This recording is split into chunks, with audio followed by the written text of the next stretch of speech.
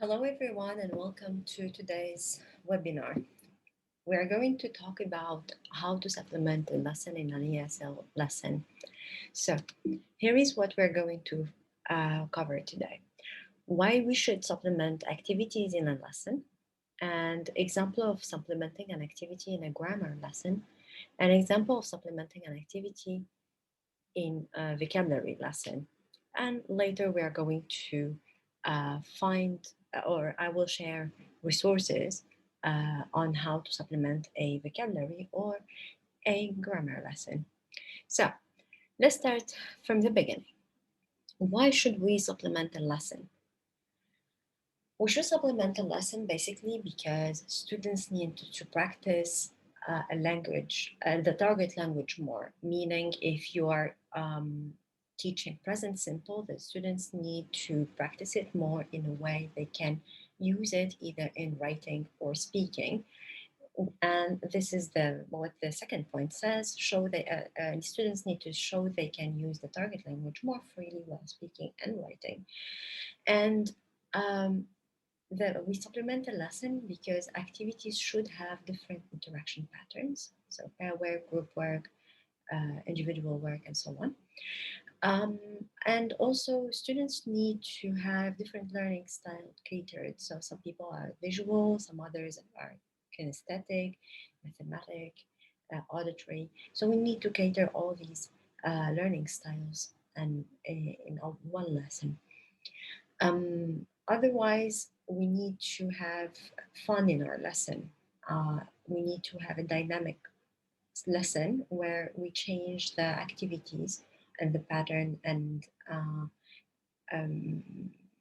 the interaction patterns in a way that we won't sit and uh, in one position and from beginning to end. We need to move around.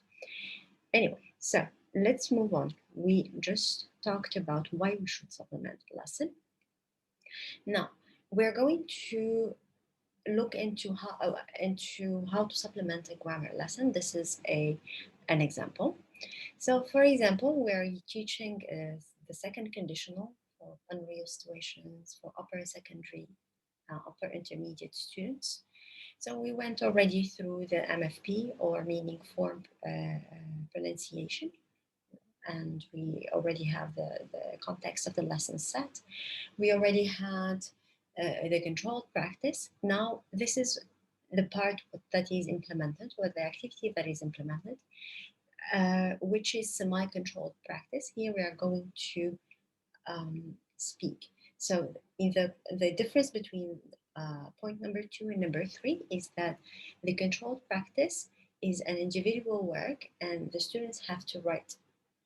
In the semi-controlled practice, it is a speaking task where students they are going to um, basically practice and make mistakes while speaking, not while writing. So it's kind of we have a productive skill here to focus on. So here is the example. What if there was no sun? And then you get replies from our students, and we should correct on the spot any mistakes there are. And again, the same thing. What if you had $1,000,000? You get replies or answers from students. Again, you address any mistakes. On other examples is, what if friends lasted only a week? What would you have done if you met an alien? So again, in any case, it's kind of here not teacher based. In the beginning, they brainstorm ideas, and then we will have a whole class feedback where the students speak and the teacher corrects. While they are brainstorming ideas, after each question, the teacher shouldn't intervene or correct any mistakes while the students are talking. Once there is a whole class feedback, you would just kind of raise your hand to say, there is a mistake here, who can help it? Or if somebody can't um, find the mistake, you can correct the mistake on the spot. All right. So we did implement the third point. We implement supplement the third point or the third activity, which is semi-controlled practice. Here we are going to have a freer practice, again speaking activity, and here it's more or less about it is about the second conditional unreal situations, but we are going to make it we are going to intervene less often and correct mistakes less often. So for example, here is how to supplement this activity. So working groups, right?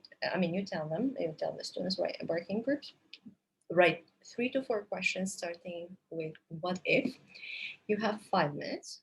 After they have finished writing their questions, groups. I mean, they stay in groups, and one group asks one question, the others listen, and they can brainstorm ideas about the best answer, and then answer, and then another group answers, and another group answers. So this is a freer practice that was supplemented and implemented in this lesson. So here, as you can see, the lesson or the textbook can give us, for example, one controlled practice, and then they move on to another target language or another topic or context. Here we have to supplement in a way students can feel more comfortable with the target language, and they can produce it in different contexts, in semi-controlled and freer practice. Right. Moving to supplementing a vocabulary lesson. So here we are. I the age group that I focused on is primary or secondary. The level is beginner, and I thought of we're beginning at the beginning of the academic year, and we're teaching colors, for example. So we can teach 6 colors, go the meaning and pronunciation. Then the students write it, and then we are going to have a controlled practice. So for example, you have different shapes in different colors, and they have to write the color without copying it, of course, from memory, so you can check their spelling. After that, we can have a semi-controlled practice where they are going to speak, and this is a supplemented uh, activity. So let's see how we can do that. For example, you pre-teach them point at something, touch something, and so on. So, for example, you tell students point at something blue, and they have to point at something blue in the classroom. Point at something green, again, they point at something green in the classroom, and so on and so on. Here, the second thing or the second idea is to tell them to touch something yellow. Here, it involves moving around the classroom, so you have to pay attention to your classroom management. What does it mean? So if you have students moving around, and especially the young ones, when they're running around, you need to pay attention to how furniture is set in a way they wouldn't if they move around they wouldn't hurt themselves. And also you have to pay attention to their bags and how they're put. If the bags are on the floor and somebody trips over it, obviously they will hurt themselves and they may hurt somebody else. Or if the bag is on the floor and somebody steps on it, we may have a small squabble over why did you step on my bag. So it's better to have their bags under their chairs or on their tables and chairs to move around freely, and maybe also tuck their chairs if that is possible. In a way they can move around freely, and then you start touch something that is yellow, or touch something red, touch something black, touch something, and they have to move around and touch something that is red, black, and they love it. I mean, be it secondary or primary students, they love moving around and showing different things that are this color or that color. So this is an idea of practicing colors, and that is supplemented. As you can see, this is, I mean, this teacher is speaking, but the students are moving around. You'll hear a lot of giggles, by the way, here. Here, so that was a semi-controlled practice where we have a speaking total physical response and is supplemented. The other idea that is more or less the same thing, where the students are going to have a freer practice. They're going to speak, again, TPR or total physical response, and let's see how that looks like. So you can call randomly a student, and they are going to be the teacher. And that student has to pronounce properly, point at something, and then they can choose any color. So they can say, oh, point at something blue, point at something green or black. Um, um, and you can do exactly the same thing with touch something, this color, that color. Again, classroom management here, you should pay attention to the furniture, the bags, and running around. Cool. So this is freer practice. It's more student based, and students love this activity again and love being the teacher, especially that role. All right, moving on. So here we're moving to again implementing another activity that is about colors. We can we can input chunks of language. Here we can make it writing, speaking, and again it's supplemented. So you can show a pen or pre-teach a pen, a coloring pencil, and say the pen is red, the pencil is red, the green or red. It depends. So maybe 4 words, extra words like noun is color. So noun is color. Or for example, the last example that I have here is the pencil case is blue and red, for example. And they have to, the teacher has to drill the sentence stress, and students write the sentence in their notebook. And then we're going to move to freer practice of these chunks. So maybe move to the door is red, or maybe a what is it called? Another rubber that is blue, for example, or the board is white. If they know jeans, board, and door, great, but otherwise you'd be using different what is it called?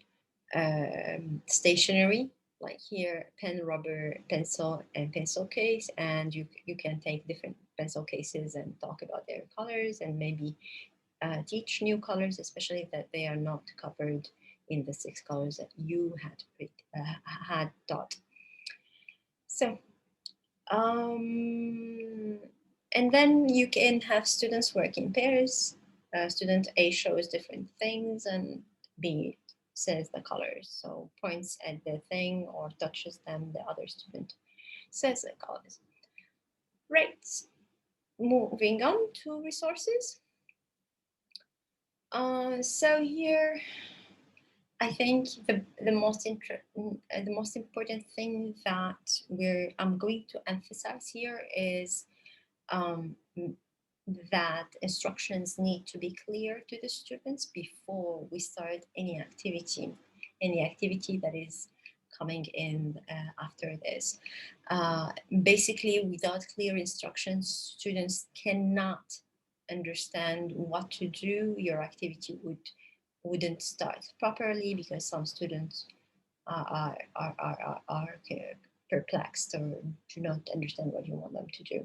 So maybe you should, with lower level students, you should try to speak less and demonstrate more. You may rely on stronger students to help you explain the instructions to the others. Um, Obviously, if you rely on stronger students, this will boost their confidence in English. Right, so there are different activities with little to no preparation. We have, for example, guns, bombs, and angels. Here we have grammar. We can practice grammar, vocabulary, speaking, and collaboration. Grammar action, grammar, speaking, and collaboration. It can be also vocabulary. Giving directions to, with class furniture, you put your class furniture in a way. You make buildings and you make the space between the alleys between the furniture, the different desks, you make them streets. You give them names if you want. TPR, total physical response. I think earlier we used an example of that. Simon says for imperatives, mind map for word family, to practice vocabulary, speaking, and writing. A running dictation. I think this is quite famous among teachers. Gap text or text jigsaw. And finally, miming. Miming, you can revise or um, supplement vocabulary lessons where somebody mimes and the others have to collaborate and speak. Right, moving on. So the first activity is called Guns, Bombs, and Angels. Basically, it's a very easy game. Students again love it and they rave about it every lesson. In my case, they want to play it all the time. So basically, let's say here, let's start with what bombs and angels and guns are. So if you have a bomb, it's -1. If you have an angel, it's +1 point. If you have a gun, you choose a team who will miss a turn only once. Okay, so bomb -1 point, angel +1 point, gun one team chooses another team to miss a turn. So one thing you have to make sure the students understand is that whatever they say, it is correct. Whatever they say, grammar-wise or vocabulary-wise in the grid, the sentence is correct. -1 point doesn't mean they are losing. They are getting -1 point, but the sentence is in any way correct. You cannot check. I'll tell you what um, how to check, but you cannot have -1 if your sentence is incorrect. In any case, before revealing what's under any square, the sentence has to be correct. So in any case, you draw this on the board. So this is the grid you draw on the board. You have, for example, these verbs, you have these tenses, and students will make sentences. For example, they can say buy present simple. She buys ice cream every day, for example, right? This is what they have on the board. On the other hand, what you have in your hands, so here is the present simple, and the second row is this one. So by I have an angel, so my sentence is correct, and I have an angel here. This means that I have +1 point. So, for example, the second group or the second team goes to eat and present continuous. I am eating spaghetti now, for example. So we have this square. If we go to my paper that is in my hands as a teacher, that I don't show to my students, I go eat and present continuous. I should have written them here. I think I missed that. All right. And as you can see, they have a gun in this case, this team. This team can choose any team that will um, uh, miss a turn, right? So let's see in case we have a bump. So let's say present simple. There you have a bump here. Eat and present simple. I eat ice cream every day, for example. I have a bump, so in my team gets -1 point. In any case, as you can see, the sentences are totally correct. There is nothing wrong with them. The -1 point is not related to whether it is correct or not. It's more related to the game. It's just you have a bump and that's it. So basically, you have this grid drawn on the board. This grid is always with you, the teacher. You don't show it to students. Obviously, here you have team one, if you want to call them team pineapple, team apples, and team strawberries, for example, right? And every time they choose a case, they choose a square, you can put a cross on the board and also a cross on your paper in a way you wouldn't confuse which ones are left and which ones are um, are still there to be picked. So basically, please pay attention to your instructions in a way the students would understand the game. Especially -1 doesn't mean your sentences go wrong. It just simply means you got a bomb, but that's it. In any case, in this game, the sentence is correct. Another thing that I mean, you can, as a teacher, you can revise or you can practice any language vocabulary, any grammar or vocabulary you want. Basically, you can put verbs here or pronouns. Here you can put again the tenses, pronouns. I mean, you can change these however you want and you have a blast. A grid like this would take 20 minutes to finish, so please plan accordingly. This is not something I mean, it doesn't take 5 or 10 minutes. It takes some time, especially they have 30 seconds to 1 minute to make a sentence and to collaborate together. Sometimes you have to help them with the sentence if it is a bit tricky for them or they chose a tricky sentence. In any case, here you literally need a lot of time in the beginning to I mean, the students need a lot of help to understand how the game works. Right. So let's move on. So we move to the grammar auction. In this case, I chose to practice the past simple more in my lesson, in this lesson. So you as a teacher have to write about 10 sentences, correct and incorrect ones.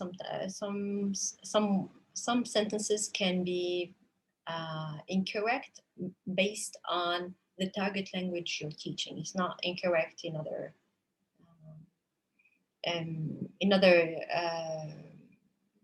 parts of the sentence. Only, for example, if I'm teaching the past simple, the the the mistake is going to be with the verb and the past simple. It can be, for example, plural or something else. We're not focusing on that. So, for example, here I wrote, I meted my friends yesterday, which can happen if you're teaching the past simple, and students can make this mistake.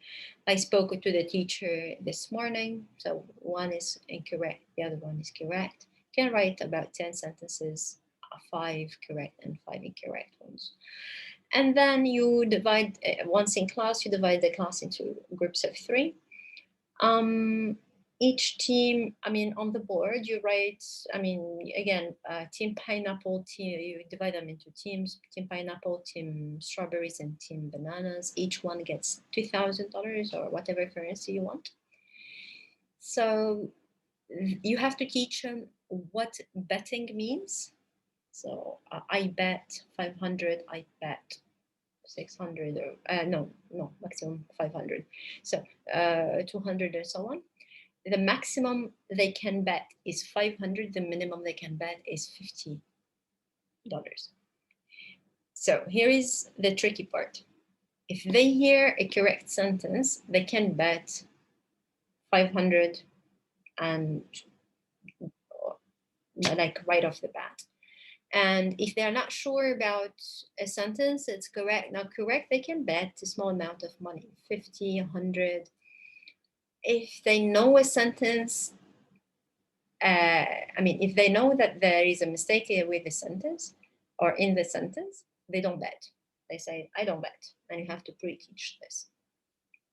So basically, once you start the game, you have to say verbally, orally, the sentence. Like, I meted my friends yesterday.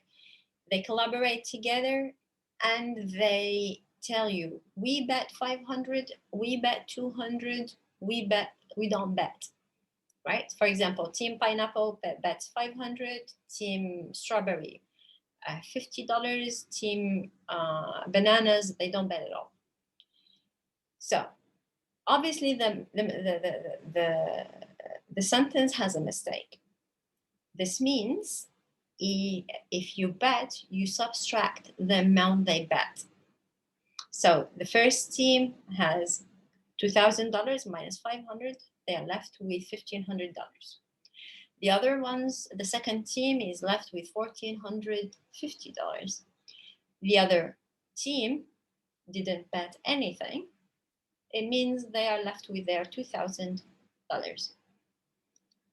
Once the students get, I mean, they understand the game, again, they'll be raving about this lesson and this kind of activity on and on all year long.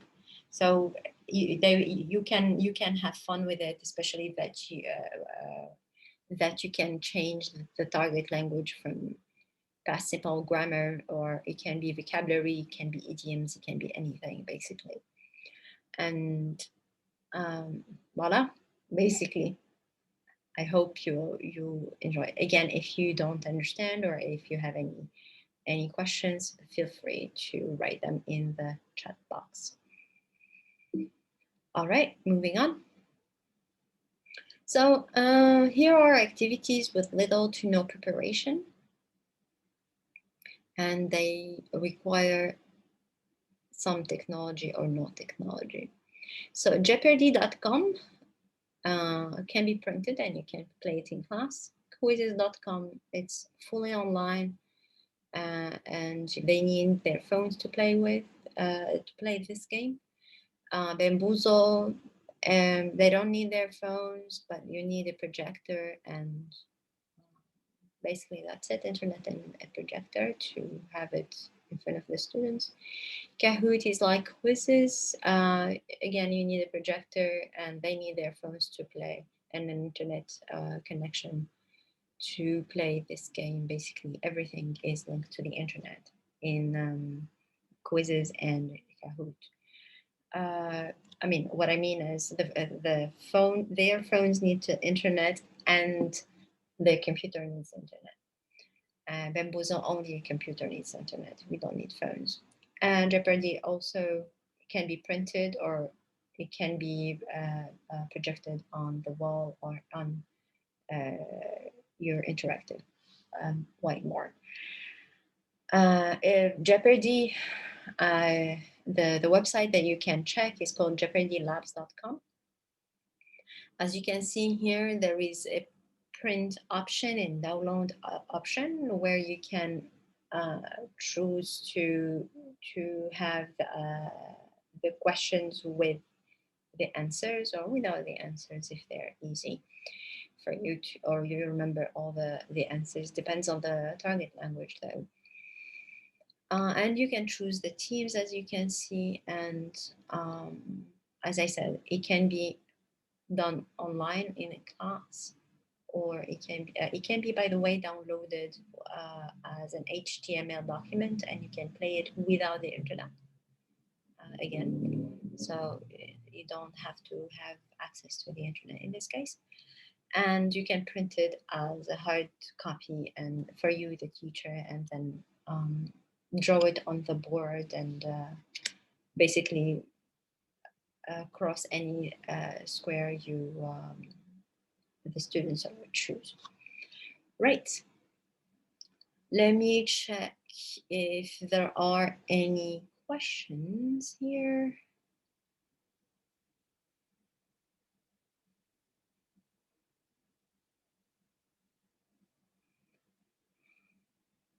Right.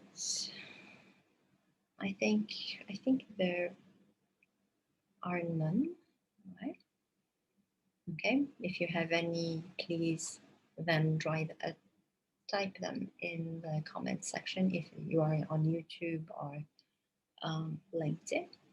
I would be happy to reply. Otherwise, I would be happy to get your feedback for future webinars or training sessions. You can scan this QR code or follow this URL to give us your feedback. Otherwise, feel free to follow us on LinkedIn. My name is Sandus Gardi. Our moderator is called Reference Said. It was a pleasure having you, even though there were few participants, quite ones. Thank you very much. Have a great one, and hopefully see you soon. Bye, everyone.